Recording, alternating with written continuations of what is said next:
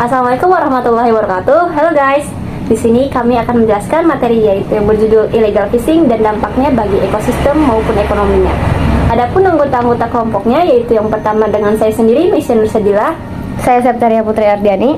Saya Dinda Amanda Yudhistira.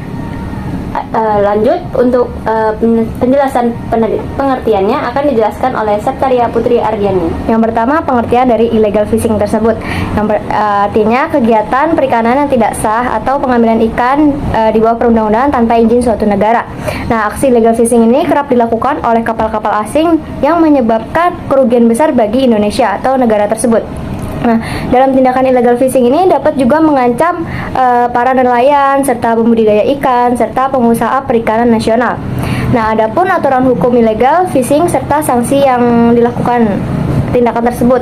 Nah, hukumnya itu kayak di Undang-Undang Nomor 31 Tahun 2004 tentang perikanan serta sanksinya yaitu tahun 94A Undang-Undang. Nah, itu di penjara serta denda 1,5 miliar sampai 20 miliar.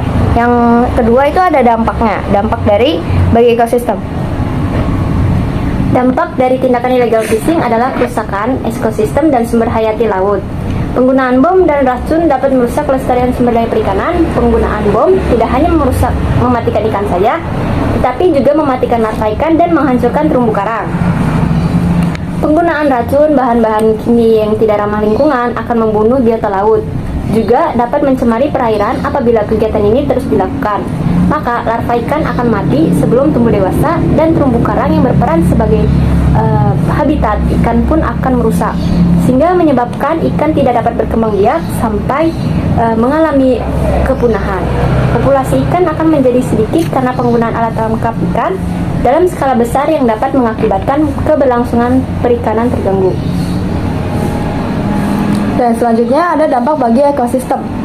Yang pertama, berkurangnya penerimaan negara bukan pajak atau PNBP. Jadi penerimaan atau pemasukan negara yang masuk untuk negara itu tidak ada karena dampak illegal fishing tersebut. Lalu hilangnya devisa negara. Lalu berkurangnya peluang nilai tambah dari industri.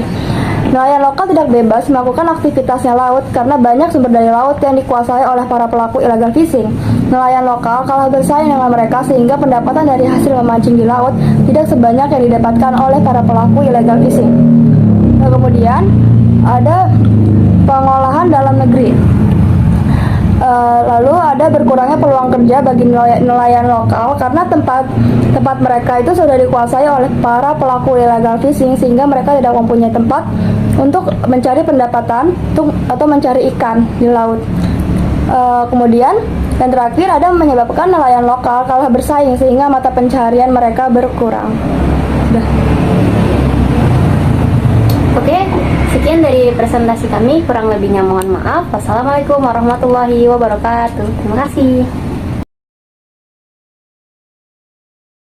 Petugas Direktorat PSDKP terpaksa harus melepaskan tembakan peringatan lantaran kapal lampu berbendera Filipina ini tak berhenti meski telah mendapatkan peringatan dari Kapten Kapal Pengawas PAU 1 milik Direktorat PSDKP.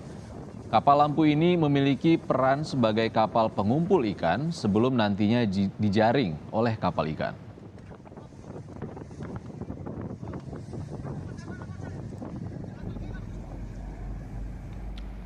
Di tempat terpisah, kapal pengawas Hiu 08 juga menangkap satu kapal ikan Malaysia yang melakukan illegal fishing di perairan Selat Malaka.